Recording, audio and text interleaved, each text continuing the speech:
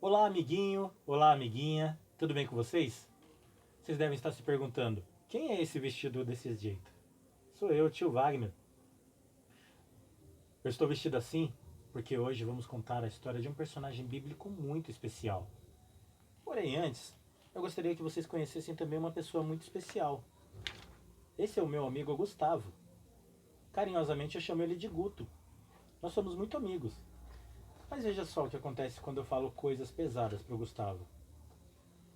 Guto, tudo de ruim que acontece é culpa sua. Guto, não quero mais ser seu amigo.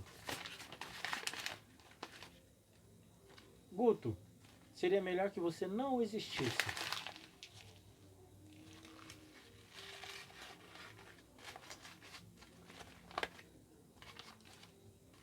Cada palavra que eu disse pro Guto deixou uma marca nele.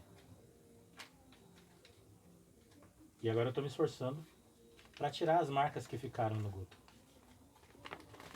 Porém, eu não estou conseguindo. Nem que eu passasse um ferro de passar roupa aqui, eu não conseguiria deixar Guto do jeito que era antes. Por isso eu gostaria que vocês refletissem. Será que as palavras que vocês estão falando para algum amigo, para um ente querido, um familiar, será que a palavra está causando uma marca boa ou uma marca ruim? Será que se a marca for ruim, depois nós conseguiremos tirar? É para se pensar, não é? Mas hoje nós vamos falar de um outro personagem. Vocês se lembram da aula passada? A aula passada, Jacó e Esaú se encontraram. Eles se reencontraram, fizeram as pazes e cada um foi para um lado. Esaú seguiu o seu caminho e Jacó o seu caminho. A esposa de Jacó, Raquel, estava grávida e ela deu à luz e morreu no parto. Ela deu à luz a Benjamim. Agora Jacó tinha 12 filhos e é sobre um desses filhos que nós vamos falar hoje. Vamos falar de José. Aqui está José, aos 17 anos. Ele era um jovem forte, bonito, saudável, que ajudava o pai a cuidar das ovelhas. E ele também costumava contar ao pai as coisas erradas que seus irmãos faziam. E isso deixava os irmãos aborrecidos. Um dia, José ganhou do seu pai uma túnica talar, uma túnica bonita, uma veste de mangas compridas. Isso deixou seus irmãos com bastante inveja, porque mostrava a preferência de Jacó pelo seu filho José. Certa vez, José contou aos irmãos o sonho que ele teve. Ele disse assim: olha, eu estava sonhando que eu estava amarrando feixes de trigo, quando, de repente, o meu feixe ficou em pé e 11 feixes se curvaram diante dele. E seus irmãos ficaram bravos. Falaram: ué, o que você está querendo dizer? Quer dizer que você vai governar sobre nós? É isso que você está querendo dizer? E aí ele contou outro sonho que ele teve. Ele falou: olha, eu também sonhei que o sol, a lua e 11 estrelas se curvavam diante de mim. Aí até seu pai ficou zangado com ele. Ele falou: quer dizer que eu e sua mãe vamos nos curvar diante de você? E ficaram pensando nisso. Certa vez, Jacó pediu para José ir até Siquém, onde seus irmãos haviam levado o rebanho da família, para saber notícia deles. Quando ele foi chegando, os irmãos disseram: ah, lá vem aquele sonhador. E eles começaram a murmurar, né? E um disse assim: ah, acho que seria bom nós matarmos ele e jogar numa dessas cisternas que tem por aqui. E o outro disse: sim, seria muito bom. Aí nós vamos ver o que vai acontecer com aqueles sonhos dele. Porém, Rubem falou assim: não, não será bom nós matarmos José. E nós vamos apenas jogá-lo dentro de um poço. E foi o que eles fizeram. Arrancaram a túnica dele e jogaram ele dentro de um poço que tinha na região. E ficaram com a túnica. Porém, quando Rubem não estava perto, estava passando uma caravana de ismaelitas que estavam levando mercadorias para o Egito. E Judá deu a sugestão de não matarem José, mas de venderem ele como escravo. Ele disse assim: olha, ao invés de nós ficarmos com o peso da morte de José na nossa cabeça, Porque nós não vendemos e assim nós até lucramos com isso. E os irmãos falaram, isso, certo, muito bem, vamos fazer isso. E aí eles então retiraram José de dentro do poço e o venderam para a caravana de ismaelitas que vinha passando. Aí a caravana foi e levou José. Eles pegaram a túnica e quando Rubem chegou, ele falou, o que vocês fizeram? E agora? O que dizemos ao nosso pai? Então eles pegaram a túnica, passaram sangue de bode na túnica e entregaram para Jacó. Jacó, quando viu a túnica, ele reconheceu que era a túnica que ele havia dado para o filho dele. E ele viu o sangue de bode na túnica. E achou que foi um animal selvagem que tinha atacado o seu filho amado e tinha matado. E ele ficou muito triste e chorou por muitos dias. Sabem, ele acreditou numa mentira como se fosse verdade. Assim como ele fez anos antes com seu pai, quando o enganou para poder ganhar os direitos da primogenitura.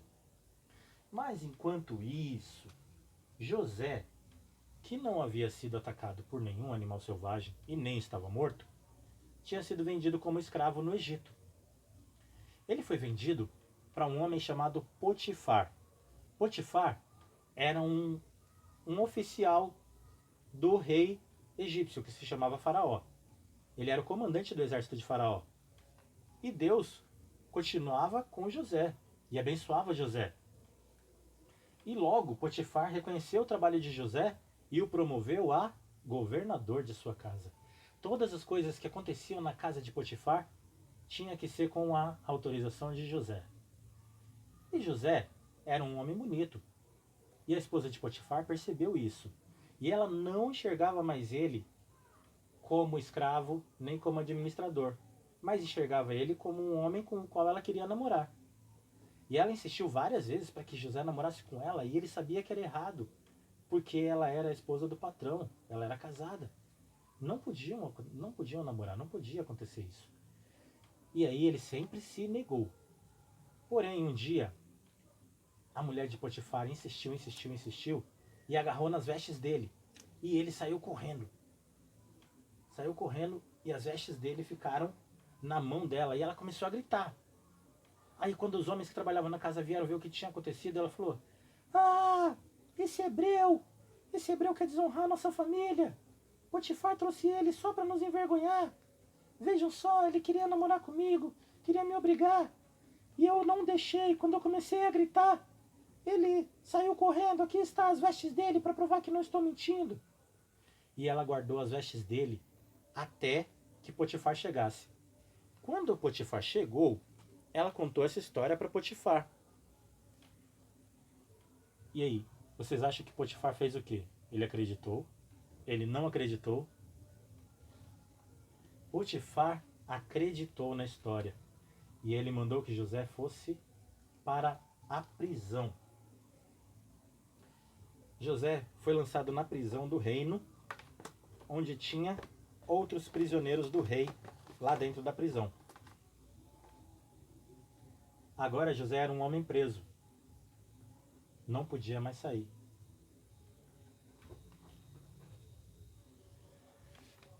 O que nós podemos aprender com a história de José contada até agora?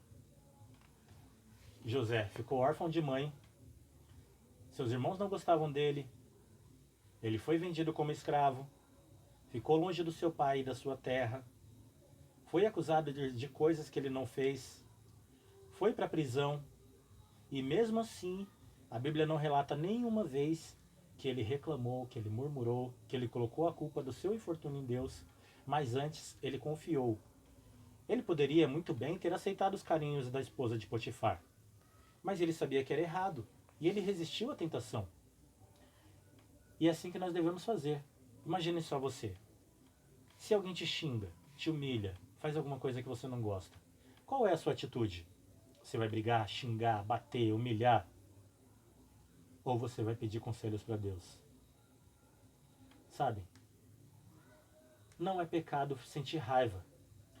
A Bíblia fala em Efésios 4:26 que se vocês ficarem com raiva, não deixem que a raiva faça vocês cometerem pecado. E nem fiquem com raiva o dia inteiro. Portanto, se nós tivermos algum problema que nos deixar muito enraivecidos, a primeira coisa é vamos falar com Deus. Vamos contar para Deus o que está acontecendo e pedir para Ele nos acalmar, para que as coisas se ajeitem. Não vamos fazer como os irmãos de José. Antes, vamos fazer igual a José, que confiou em Deus. Amém? Essa é a primeira parte da história de José. Não deixem de assistir os próximos vídeos para vocês saberem como essa história continua, combinado? Então tá bom. Uma boa semana para vocês e fiquem com Deus. Amém? Amém. Espero vocês na próxima aula.